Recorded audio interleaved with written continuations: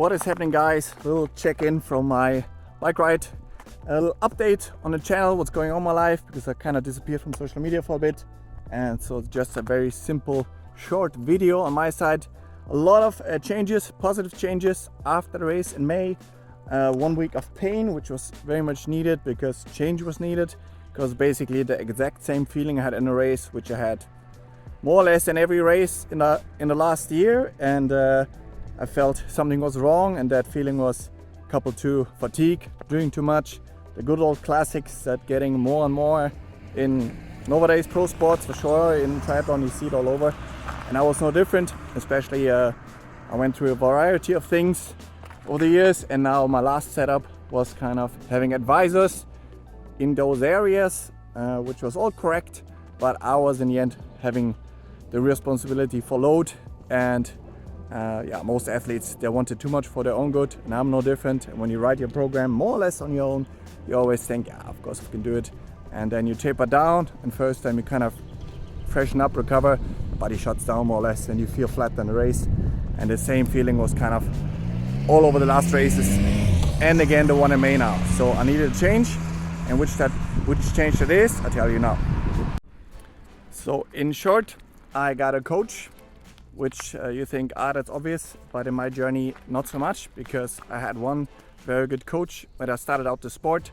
You can see life in 7-year cycles, basically. The first years of my triathlon career, I mentioned before, when I was an age grouper, everything was fluent. I got everything coming to me, got better and better, faster and faster. All the goals we set, I accomplished. And then, having an ambitious brain, you think, there's more, I'm gonna change coaches. Back then was this big hype with science and all this. I need this for the next level. Kind of got a bit, looking back obviously, afterwards you're always smarter, got greedy. You're kind of thinking, okay, this is the next one. This is always better. And it never came again, that feeling. The progress didn't come, and a lot of things didn't come. And I kept going, kept changing coaches, 1.5 years, full commitment, full thing. But one pattern was always in there. Wasn't reacted to fatigue. The training was all correct. It was not that it's wrong or anything, but that I did it wrong or too hard. We did both sides kind of well, but one thing wasn't done, was react to fatigue. So in short, what I did, I had this gut feeling, and it came to me after a while that you just have to reach out to your first coach again. That is a woman named Ute Mückel. She was also in the 90s, leading first out of water in Kona, and she won Roth and IRONMAN Zurich. So she knows what the life of professional sports is, also with swimming, Olympics, and a lot of things. She has a lot of experience, and she also had other pros. So that's done, but the thing is, why I reached out to her is she's the only one I trust. So trusting someone with my dream, which I told you before, and I told her on day one as well, I have this gut feeling, I have an instinct feeling that I can win the Ironman World Championship in Kona, which is not a normal thing to say, and that's also why I wouldn't trust anybody with my dream. But after the talk, it was pretty crystal clear to me, and it's just a lot of involvement. It's been 10 years since we talked, so it's a lot of changes obviously, but just felt right from the first second. And what we did now is, one second.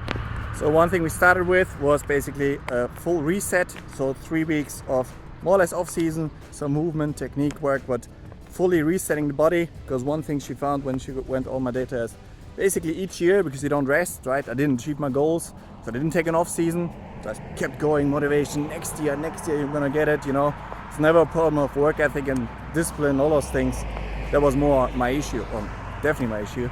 Didn't have someone breaking me, stopping me. So now we had a reset, and already now afterwards I feel like a newborn person. So we're gonna build up towards the later part of the season.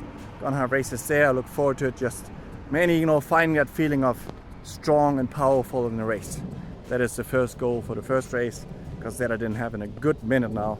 So then goes joy away and all those things. Numbers, ranking, all those things are important. I want to win, to be honest. Nothing else is on my mind. Winning is on my mind, but it's going to be a journey step by step, and I look forward to what's coming. Little check-in, because some of you guys wrote me. Very nice, very appreciated. So nothing bad is happening.